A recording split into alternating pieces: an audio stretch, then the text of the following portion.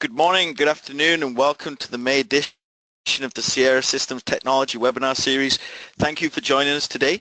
On our webinar today, you're going to get to hear about planning your digital transformation using effective organizational change management for Office 365. For those of you that have migrated to Office 365 at work or at home, you'll probably have experienced some similar questions that many of us have. Some questions like, did anything actually change in Outlook? Where do I put my files now? Why is my network so slow when Outlook is syncing? It takes longer to open my files. Did Office 365 make my computer slower?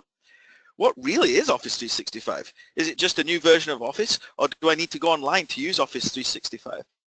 So our goal today is to help you understand a proven approach to coming to terms with the subscription SaaS models for Office 365 and show you how you can leverage what you really pay for.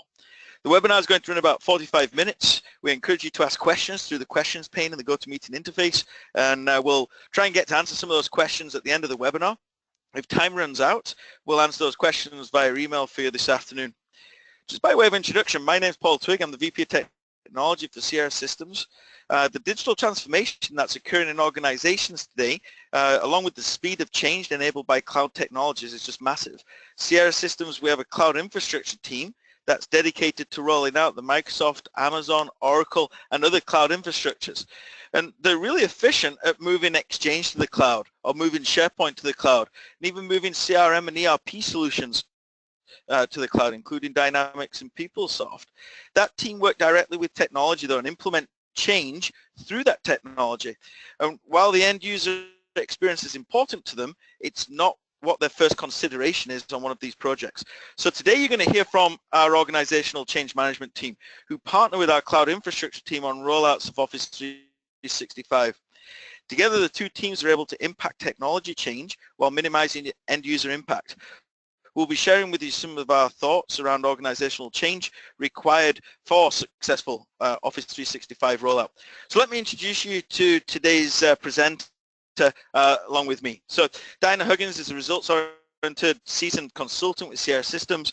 She's got many years experience in in information technology, transition, organizational change management, technical writing, and employee development. She's got considerable experience working with senior leadership teams within large and matrix organizations. She's attained her Process Change Management certification, been involved in multiple Office 365 deployments, and I'm excited to have Diana with me today presenting. So just to review the agenda, I'm going to start us off by just reviewing Office 365 and what it really is. Then I'll hand over to Diana to talk about how to focus on user adoption, the critical success factors around an Office 365 deployment. And then Diana's also going to talk to you about a toolkit that we developed at Sierra that's really helped us in the projects that we've delivered. And then I'm going to conclude the webinar. So just to get us going, what is really Office 365 and the tools that are available to end users? And I think if we were to ask all of you on the webinar this question, would probably get back 100 different answers. Many people look at Office 365 as just a bunch of standard Office apps like Word, Excel, Outlook, combined with online storage, right? And that's the online piece. But as you can see from the slide that we've got there, Office 365, it's just way more than that. And this is one of the main reasons why organizations change management for one of these types of projects becomes really, really important. On the applications side of the slide, that's the left side. Most of the applications are from the Office 365 suite, and these are the applications that are installed on an end user's computer. In other words, for most of these applications, after installation, the end user does not need an internet connection to use the application.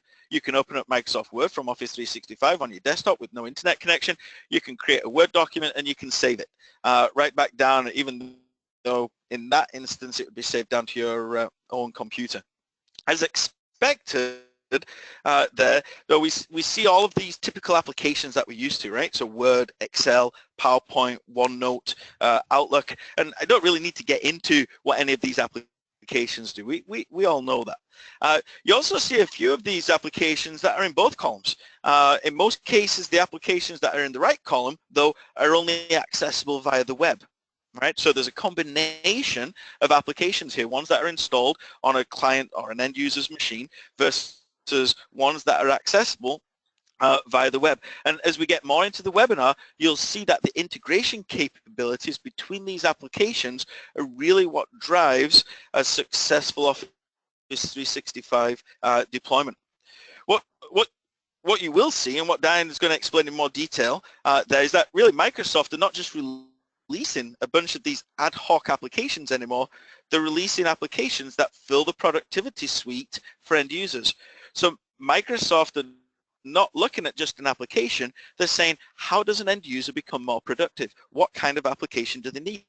In other words, it's not about Outlook, it's about sending an email. It's about calendaring. It's about task management. Maybe some of the applications you don't recognize. So let me review a few of these applications. And again, if you've got questions about any of them, let us know. We can talk to you, or even at some other time maybe demo some of these other applications for you as well. Microsoft Teams is used for conversational collaboration between small groups of people.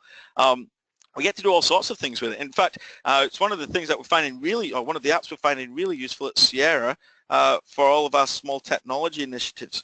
Power BI, it's all about visualizations and reporting. Microsoft Bookings brings with it a myriad of features around web bookings for clients. Flow introduces workflow and connectivity between applications with just simple clicks, no code solutions. Planner, it's a basic task management system. And you might look at that now and say, well, hold on, there's a little bit of overlap, right? I've got Outlook and I've got Planner, and what you'll see is that those two worlds are integrated fairly well. Power Apps deals with forms. Sway is another way to create presentations.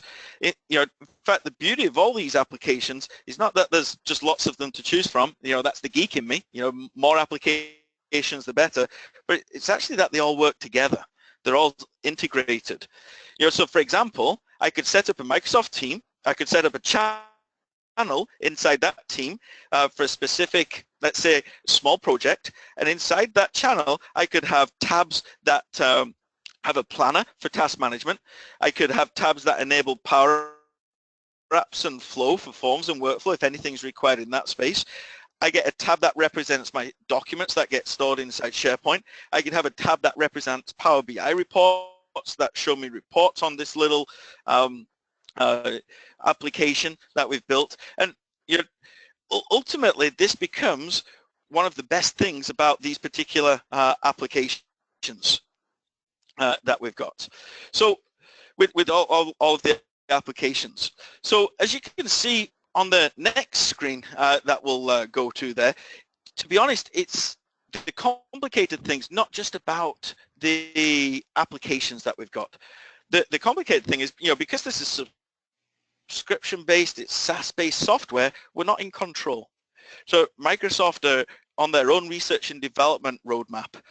They deploy when their testing is done. They make it available when they're ready to make it available. The decision making is not really in our hands for a lot of these things. So from our end users' perspective, it seems like there's constant change. Take a note of that URL that is actually on this slide here. There's a massively useful URL, and you can drill down into a lot of these different areas. So as you can see on this particular page, and this was taken from the Microsoft website just last week when we were preparing the slides. Recently, there's been 170 updates released into Office 365. That's not patches. That's feature updates. 58 are rolling out shortly. There's 168 that's actually in development. And if you read through some of those, Microsoft Booking is actually in there. It's one of those particular applications. So, question is, how do we stay on top of all of this? Which pieces are useful? As we know with all major software vendors, Microsoft are no different in this. Is that they put software out and it generally or typically can morph into something else. So when do we select a particular application to be able to give to our end users and know that we're going to have stability? So To help us deal with all that, I'm going to pass now over to Diana. She's going to help us understand what the approach is to be able to potentially solve this problem. Diana, the stage's all yours. Thanks, Paul, and thank you to everyone on the webinar for joining us today to talk a bit about the user adoption of Office 365. So to kick off this portion of the webinar, I'm going to talk a bit about why Office 365 requires a different adoption approach than previous versions. So simply put, Office 365 is different. The way you use it is different. The way you train your employees to use it is different. And why is it different? Because Office 365, as Paul mentioned, is not an individual application. It's an integrated suite of applications and services that are meant to be used together to achieve a specific business result or outcome. And because it's different, you need to take a different approach to user adoption than the approach that you might have used for previous versions of Office applications like Office 2010 and Office 2013. So let's talk a little bit more about why you need to approach user adoption of Office 365 in a different way than you might have approached it in the past. So Office 365 is not a single application, and unlike previous versions, it combines a set of productivity applications like Microsoft Word, Excel, PowerPoint, with an even larger set of online applications and services like Teams, Planner, OneDrive, and Paul showed you the list of applications and services. So the suite of applications and services have features that can be used together to form different solutions. So it's no longer as simple as selecting one application over another and training users to use that one application. It's really a different thought process. It's all about using the entire toolkit to enhance productivity because the technology is designed to work together to solve complex business problems and perform business tasks and business processes. So for example, you don't want to think, I just need to use the Office 365 calendar. You need to think, I need to schedule and conduct an effective business meeting. What that means is you can pull in features from the different Office 365 applications to make your business meetings more effective, from scheduling your meeting to engaging your meeting participants to co-authoring and collaborating on meeting minutes to tracking action items and so on. Excuse me. So you exploit the capabilities of these Office 365 applications and services to meet your specific needs to be more productive. So it's no longer just about simply getting out a meeting request. Office 365 is very interconnected. Now, in previous versions of Office, you might have just focused on the user adoption of Outlook, for example. So here's how you schedule meetings for Outlook, and here's how you invite people. However, because these applications and services are designed to work together, you need to look at the offerings more holistically and how they can come together to form solutions to address your specific business challenges. For example, if you don't have an effective meeting, you might find that your team members who miss a meeting may not get the same level of information. They could miss action items or things that require follow-up. Your participants could be multitasking during the meeting, essentially making the meeting less effective. So let's take a look at a very simple example of how the Office 365 applications and services could work together to solve your business challenge of making meetings more effective. So first of all, you could use Outlook to connect with the individuals that you want to meet with. And using Outlook, you could set up a new Skype for Business meeting. Next, you could use Yammer or Teams to prepare the agenda. Alternatively, you could use OneNote and share that agenda out with meeting participants. During the Skype for Business meeting, you could capture your meeting minutes, your decisions, and your action items using OneNote. So you could designate a section of your OneNote notebook as a decisions section to document where there was consensus on a decision made during the meeting. And you could designate a section of the OneNote notebook as action items so that the team can document and keep track of next steps. And you might store those meeting minutes in your OneDrive and share it with the individuals who are on the call. Now, during the meeting, to engage your participants, you could create polls in Skype for Business to gauge the sentiment of meeting participants or to vote on decisions that need to be made. You could incorporate the whiteboard feature to foster some co-authoring during the meeting. And the whiteboard is a great way to engage meeting participants in something like a brainstorming activity or to diagram processes and workflows. Your organization could introduce a best practice where everyone is required to use the video capabilities during a Skype meeting. When the video is turned on and people are on screen and can see other people, people tend to be more tuned in and less likely to be multitasking. So following the meeting, you could use SharePoint to assign and track meeting action items. You may create a new team to focus on further planning and discussions related to the meeting topic and to provide regular status updates so you can focus your face-to-face or virtual meetings on the bigger discussions that need to take place. And you could continue to use OneDrive to share related documents and artifacts with meeting participants after the meeting. Now, this is a solution that could look very different and likely will look very different for each organization. But the key point is that these applications and services and their features have been brought together to form an end-to-end solution on how you can make your business meetings more effective, and together how they can come together to achieve a very specific business result. So in a nutshell, Office 365 really does work better together. So it's no longer about each individual application. It's really about utilizing a suite of applications and services and taking advantages of the features of each one to improve your end user productivity. Now, one of the biggest challenges from an adoption perspective is that users will not typically look at how they can utilize the different capabilities of Office 365 to achieve a specific outcome. Instead, end users will typically gravitate towards looking at Office 365 from an application perspective. So from a this one or that one perspective, should I use OneDrive or should I use SharePoint? If they select SharePoint, chances are they probably won't even look at OneDrive and won't utilize the features that can help them make their workflows more productive. Furthermore, Office 365 has a lot of features and a lot of choices, and end users will be confused and overwhelmed by all the choices and options available.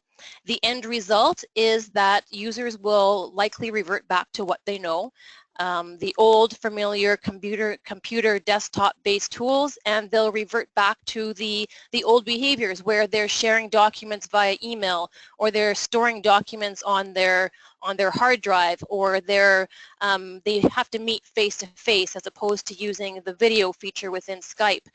So unless people understand how to incorporate these tools into their day-to-day work, it puts your entire Office 365 adoption at risk.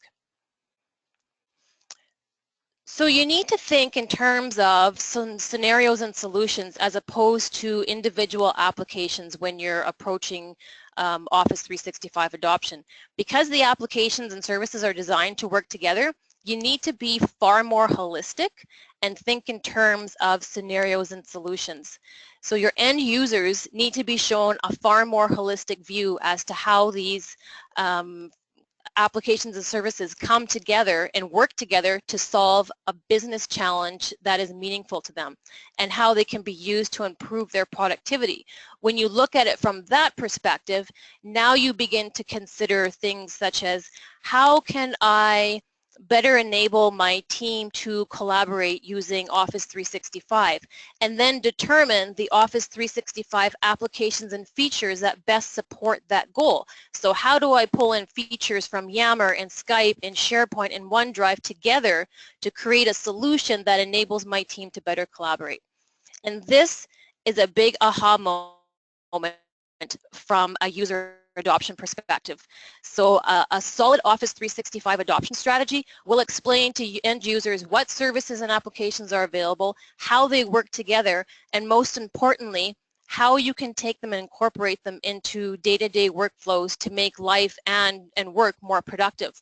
Because at the end of the day, your Office 365 implementation will only be a worthwhile investment if you're taking advantage of the applications and services that are available in a way that's meaningful to your specific organization and to your end users. So now that we've looked a little bit about why Office 365 is so different, let's take a look at some of the critical success factors to making your implementation more successful. So critical success factor number 1, invest in user adoption. So you've probably all heard the saying, if you build it, they will come, or flip the switch and let the magic unfold. Well, neither of these hold true when rolling out Office 365 or any end user technology for that matter. And I've seen this happen a few times where organizations stand up a technology, they make it available to users, and think that users will naturally adopt it and change the way they work all on their own. This is rarely the case, and without an intentional and focused adoption strategy and plan in place, you might see a few things end up happening. First, users won't adopt Office 365 applications and services at all, and they'll continue to work in the same way. They may dabble a little bit in the technology to get their feet wet, but with all the choices and features, quickly become overwhelmed and confused and simply revert back to their familiar ways of working, their familiar computer-based desktop tools. You may see Office 365 get used by pockets of users across the organization, but this can lead to inconsistencies, it can lead to rework, and can actually negatively impact productivity. Or you may see that the technology gets used, but it's not being used in the way it was intended, and therefore you don't see the return on investment. But in any case, the result is that the organization doesn't see any, or it sees a minimal return on investment with little or slow uptake and little productivity improvements.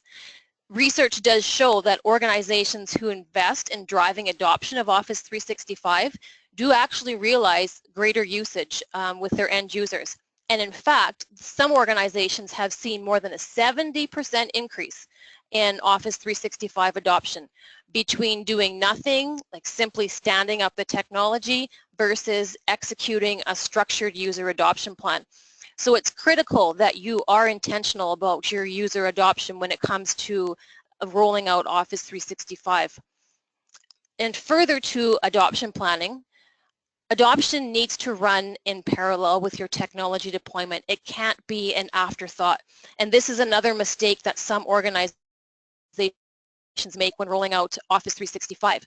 There is a focus on user adoption, but it's done as an afterthought. So the attention turns to user adoption only after the technology is in place and it's already available to users. So at this point, the organization is ready to roll out to users, and it gives your adoption team little to no time to prepare an effective communication, awareness, and training strategy. And oftentimes what ends up happening in this situation is you have misalignment between your communications and your training, and your training ends up focusing on individual applications again, instead of focusing on business scenarios or solutions. And that will, as you can see from the diagram, it will slow the rate of adoption. So to accelerate the adoption of Office 365, you need to be intentional about your adoption planning, and that adoption planning needs to start at the onset of the project, not once the technology has been stood up and it's already available to users. So critical success factor number 2, plan in terms of scenarios and solutions and move away from thinking about individual applications. So you need to spend some time at the beginning of the project really understanding what your business challenges are and how the Office 365 applications, services, and features can be used to address these challenges and thereby boost your productivity. So when I talk about scenarios and solutions, I mean how your employees will specifically use the features of Office 365 to address the specific business challenges that have been identified.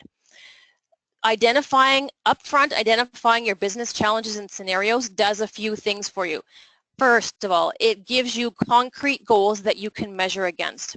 For example, if one of your business goals is to, let's say, make projects more collaborative, you now have a concrete goal that you can measure against with metrics that you can use to demonstrate your success.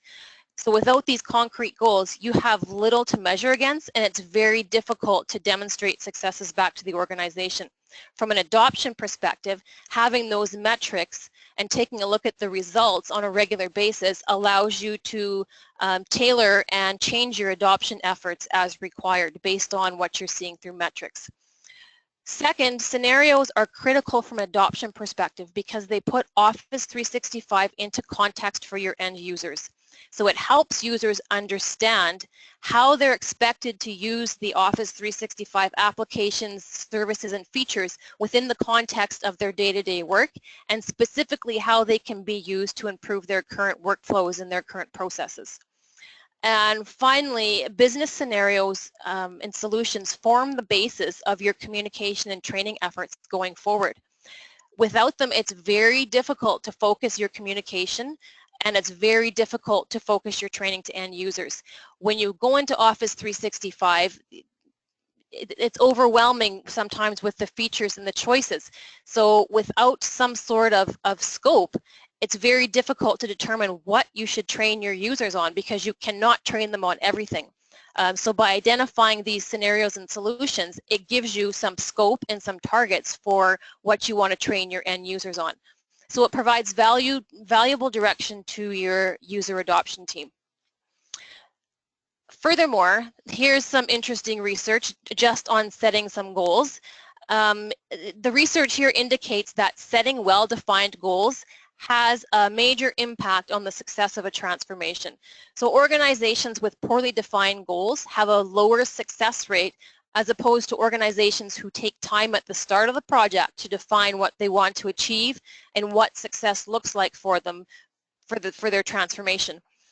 And Office 365 is a transformation. It's not simply the introduction of new technology. You are changing the way that people think, and you're changing the way that people work. So it is a transformation. So by identifying your organization's challenges and scenarios, solutions at the onset of the project is critical to your user adoption.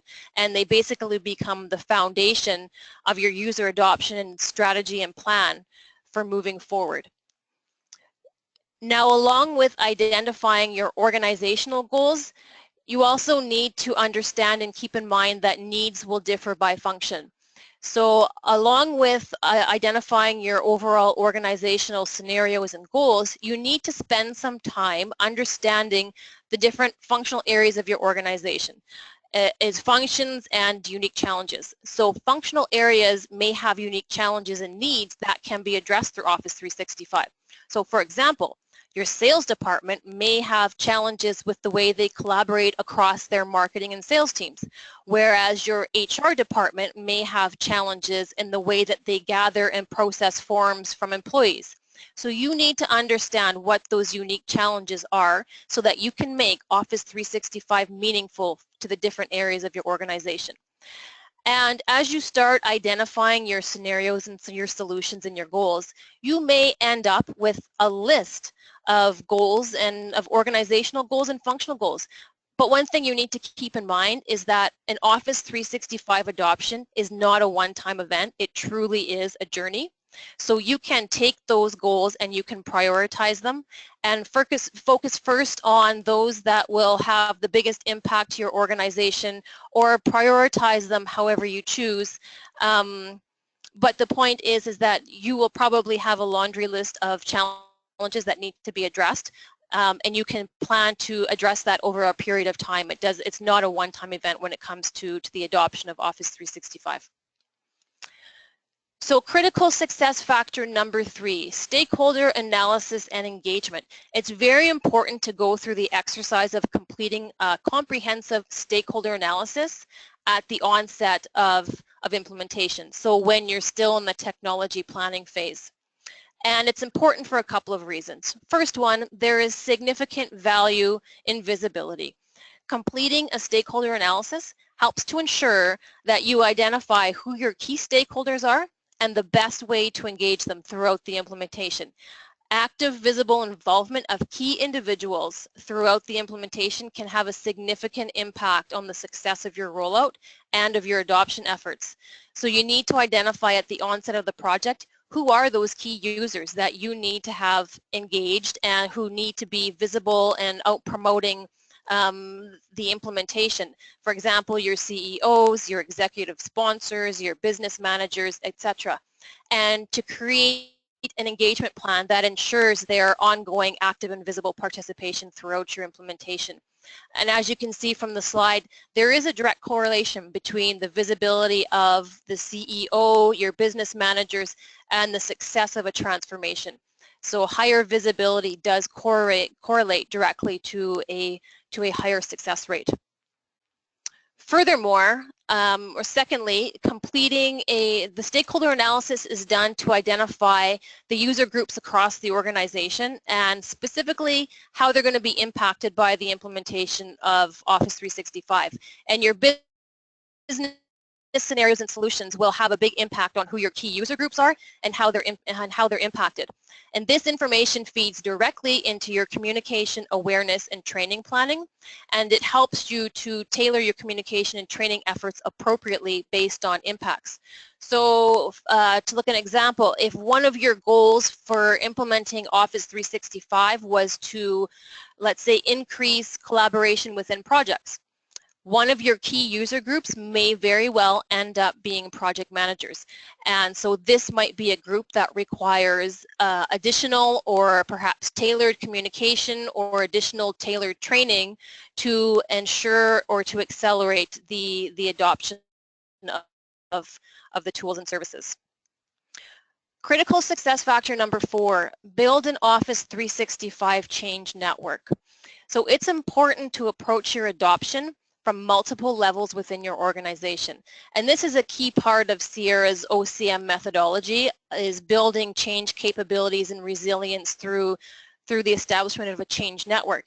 And as you can see from the slide, change is driven from multiple levels of an organization. So we previously talked about the importance of the change sponsors. And so these are your CEOs, your business managers, your change lead. This would be the individual or the team who's planning the Office 365 rollout, including the stakeholder engagement, your communication planning, your measurement strategy, your training, etc. You have your change leads. These are your frontline managers, your team leads, your supervisors who are helping you to drive the behavior changes within individual teams. And a group that is absolutely critical to an Office 365 rollout and adoption is one that's often not considered or not included in the adoption planning, and that's your change agents, or you can call them your Office 365 champions. But these are your end users who are excited to evangelize and help their peers to learn more effective ways of working using Office 365. So why are your Office 365 champions so important? Well, as you can see from the diagram there's a lot of methods available to learning a new technology. You've got online material, you have training videos, you have formal classroom training, learning through your manager, etc. However, out of all the methods and learning tools available, learning via a coworker or peer is amongst the most utilized methods for learning, which is why your change agents or your program champions are so critical to the success of user adoption. In addition to helping their peers learn, your program champions will also create the groundswell and enthusiasm that grows the adoption of improved ways of working. So getting collective buy-in from users across an organization is a challenge, and it can't be done by one person. It can't be done by simply your change lead or simply your change sponsor. It's a collective effort, but champions can help alleviate this challenge. So they're on the front line promoting the new ways of working with their peers and with their coworkers. They're out there building a circle of influence amongst their teams, and through that influence, they can bring the new ways of working to life across the teams. Furthermore, you can tap into this group to help you identify at the onset what some of your business challenges are, what some of the possible solutions might be, and also it's a great way to use these groups to collect feedback about what's working well and what's not working well from an adoption perspective. So your Office 365 champions are critical to to the adoption, the user adoption efforts. However, in order for you to be successful with this group, you need to put some structure around it and establish, call it an official Office 365 champion program. So there's a couple of things that you should consider when you are building out a program for your champions. And a program will look different for each organization depending on what your needs and requirements are. But your program should include, first of all, and obviously, individuals who are enthusiastic about Office 365, and those individuals also need time and effort to commit to the adoption. So if you have an individual who's very enthusiastic about Office 365, but dedicated 110% to project work, likely not an ideal individual to have, as they're not going to have the time to dedicate. So you want to make sure that your champions have time available to focus on some of the adoption activities. Training. Provide this group of champions with training on what it actually means to be an Office 365 change agent. This includes, for them, it's important for them to understand the change continuum that people go through when they're experiencing change. Understanding user resistance, how to recognize user resistance, what to do when you see resistance. So make sure that they feel well equipped to function as change agents. A Yammer group for your champions to share updates and successes. So you want to make sure that you're actually using the Office 365 tools as part of your champion program. Make sure that they feel supported. So if you're asking them to do some efforts on the ground, like hold lunch and learns or do presentations, make sure that they have the material in hand in order to do those activities. Establish regular touch points with them. They're a great way to get feedback on what's working well and what's not working well, but you need regular feedback or touch points with those folks in order to get that feedback. A method to recognize and reward their efforts. So make sure that you give some recognition to these folks who are out there on the floor evangelizing and promoting the new ways of work. And finally, some communication to the rest of the organization, and I'll talk about this in a couple of slides, but to talk to the organization about what the role of champions is and how to engage them. So as I said, your program might look different depending on what your needs and requirements are, but my key point here is that without putting some structure in place, there's a good chance that your champion program will not end up being effective. Critical success factor number 5 is to train users within the context of business scenarios that you identify at the onset of the project. So if you had to remember one thing from this webinar, a very key point to walk away with is that product training is not the same thing as productivity training. Product training focuses specifically on how to use a single product like Word or Skype for Business or OneDrive. So it's a click here, here's how I create a new document, here's how I save it, here's how I edit it. So it's very product focused. It's focused on how do I use the product. Productivity training, on the other hand, focuses on how the products can be used in real life to effectively perform common business scenarios like holding effective meetings. And putting your training, developing productivity training doesn't need to be a daunting task.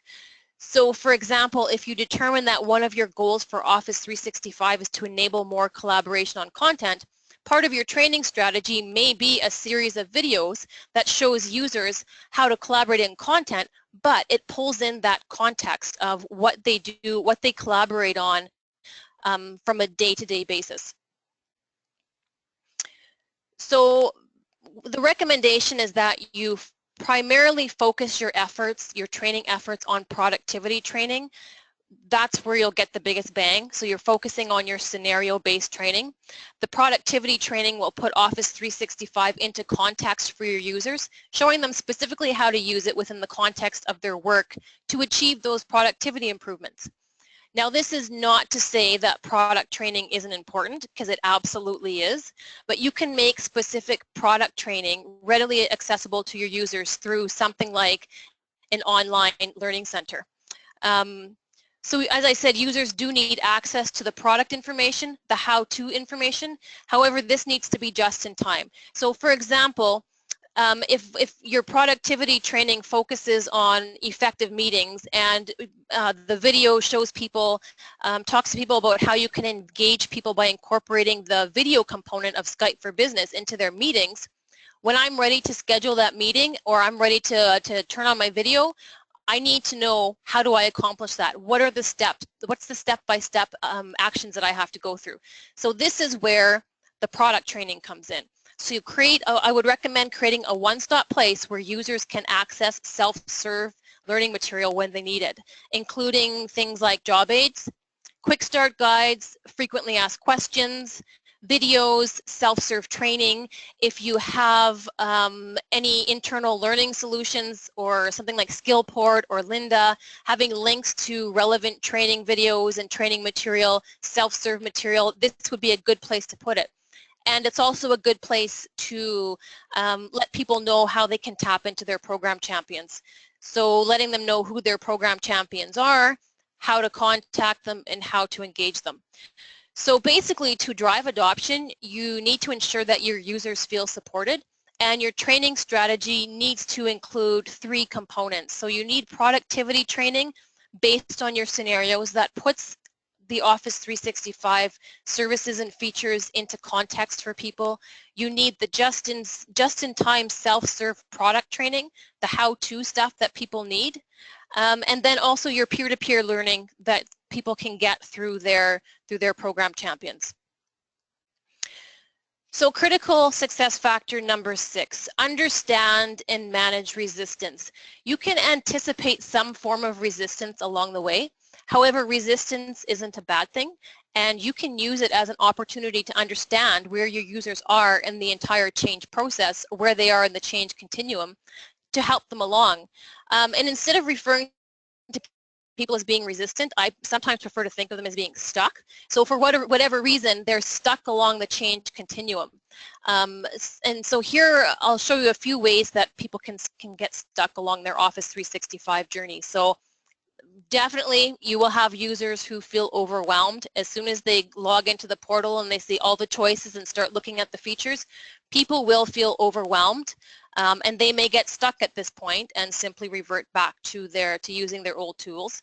Some people may decide not to change. Some people may decide not to try to control the uncontrollable. Some people may be afraid of the future, so they might think, I'm not good with technology, I'm not going to learn it fast enough, which may then spill over to, what does this mean to my role? Are these tools and technologies going to replace my role? What's going to happen to my job? And then you may simply have people who completely disengage. But again, resistance is not a bad thing. You can use it to your advantage to identify where people are in the change continuum, what's the root cause of their resistance, and how you can help them overcome it. So when it comes to addressing resistance, keep 3 things in mind: educate people, empower people, and engage people. So educate people, over-communicate the vision for your Office 365 implementation. Over-communicate what's in it for me. So what are the specific benefits and improvements that people are going to see?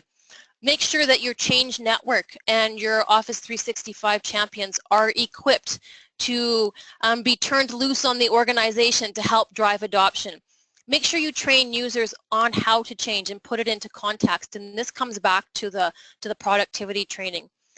Empower your users. Encourage people to ask questions. Let people know where they can go to get help, and ensure people have access to that central location where they can go to for how-to information, where they can ask questions, where they can tap into their program champions. And make sure that you engage people. And engaging people is a great way to address resistance and help them get unstuck. So solicit input and ideas from your employees and feed it up to your adoption team. Provide opportunities for people to get involved. If you already have your program champion in place, but you see an individual who is out there evangelizing and really promoting the behaviors, there's always room for more on your program champion team.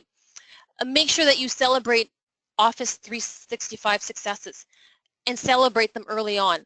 So if you see a team that's doing something really good, make sure that you highlight that and get that out to the rest of the organization, and make it fun. Engage people in contests, but look for different opportunities to engage people throughout the implementation. There's always lots of opportunity.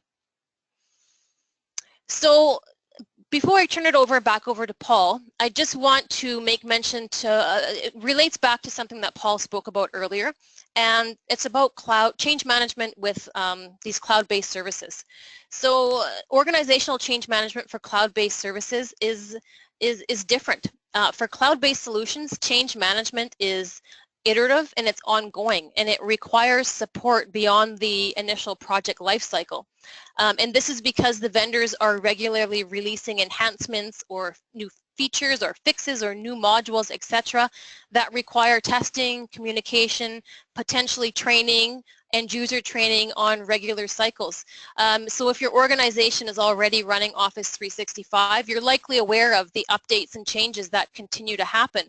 So once you have Office 365 up and running, your adoption and your change management strategy is almost continuous, because you need to make sure that you have a plan and strategy in place for users to educate and communicate and build awareness about the new releases that are continuing to come out. So finally, briefly, how can Sierra Systems help? Well, there's a few things. We can plan and implement the Office 365 technology. At the same time, we can facilitate user adoption through our OCM accelerator. So we do have an Office 365 adoption accelerator that will help you speed up user adoption of these tools and services. And this includes the critical components of an adoption strategy and plan, as well as supporting tools and templates. We can manage the entire transformational project. As I mentioned earlier, this is a transformation. You're driving behavior change. And then we can also deliver some of that productivity training as part of the OCM accelerator. So now I'm going to flip it back over to Paul, who is going to close things off. Diana, thanks for sharing all your insights there for driving a successful Office 365 deployment. That was a great webinar. Just a massive amount of information. So, if you are deploying Office 365, give us a call and let us help guide you through the technology and OCM changes you're really going to experience. Again, it comes down to how many times have you done it, right? And after you've done it multiple times, you get to see ways that you can improve these deployments. So ultimately, in recaps, some of the points that I jotted down as I was listening to Diana go through all of these steps there. Solutions to business productivity problems, not individual applications. That was one of the things that really stood out to me. Then the other one, train, right? But make sure you focus your training on solutions or productivity and not the tools. Teach people how to make their job better using the tools. And then select maybe just one of the tools, or select a few of those tools. Don't select all of the tools, right? So that if you're an IT geek like myself, then the first question you ask when you get a new toy is, how much can I get hold of, right? And so he's like, just give me everything and I'll figure it out. Your typical end user, when it comes to technology, doesn't have that same approach. It's not let me have everything. It's just tell me what I need to do, right? Or which of these solutions I'm going to use. So select one tool, not all the tools, right? And then, finally really was, define where information is going to be stored. And Diana brought up that SharePoint and OneDrive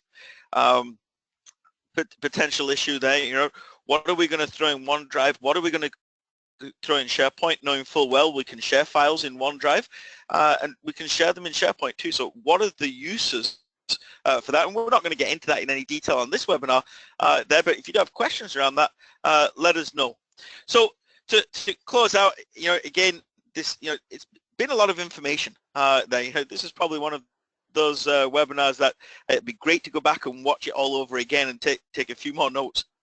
So we have been recording it. The recording is going to be posted on our website this afternoon. We'll make sure that we send you an email with the link. Over on the next slide, though, you'll see our email addresses, right? So reach out to us. let us know if you've got any questions about anything to do with OEM, to do with Office 365 from the technology aspect or the OCM aspect there. We appreciate you taking so much time out of your day-to-day to join us.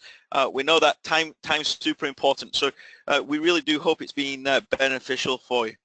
Next month, we're going to be talking about cloud security. It's kind of taking what we've just been talking about to the next step, cloud security for your organization. If your organization was affected by that WannaCry virus, or if you're just interested in that, we have our chief security guy here at Sierra Systems talking to us next month about how to protect against things like WannaCry as we start to put our information up in the public cloud. So you'll really want to tune in if that's something that's important. The invite will be going out shortly. So again, thank you for joining us, and we hope to see you back next month. Thank you.